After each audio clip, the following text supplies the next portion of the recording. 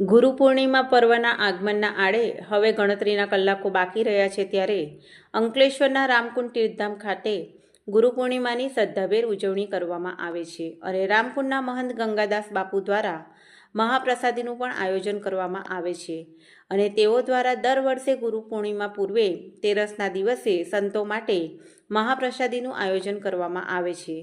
ત્યારે આજરોજ રામકુંડ તીર્થધામ ખાતે મહંત ગંગાદાસ બાપુ દ્વારા સંતો માટેની મહાપ્રસાદીનું આયોજન કરવામાં આવ્યું હતું, જેમાં અંદાજે 350થી વધુ સંતો ઉપસ્થિત રહ્યા હતા અને મહાપ્રસાદીનો લાભો લીધો હતો। આ મહાપ્રસાદી દરમિયાન ગંગાદાસ બાપુ અને અન્ય ભક્તો દ્વારા ચોમાસાને ધ્યાનમાં લઈ છત્રી અને દક્ષિણાની ભેટ આપવામાં આવી હતી।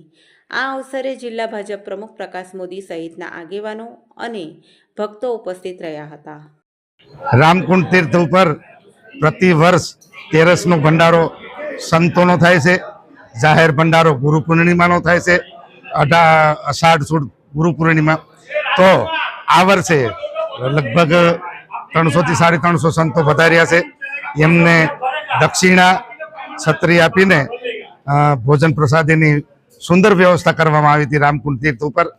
અને ગુરુ પૂનમ ઉપર પૂરું અસ્તિત્વ જ્યારે ગુરુ પૂનમ મનાવી રહ્યો છે ત્યારે હું અંકલેશ્વર વાસીઓને જાહેર નિમંત્રણ આપું છું, આપ પણ પધારો રામકુંડ તીર્થ ઉપર, ભગવાનના દર્શન કરો, પ્રસાદનો લાભ લ્યો।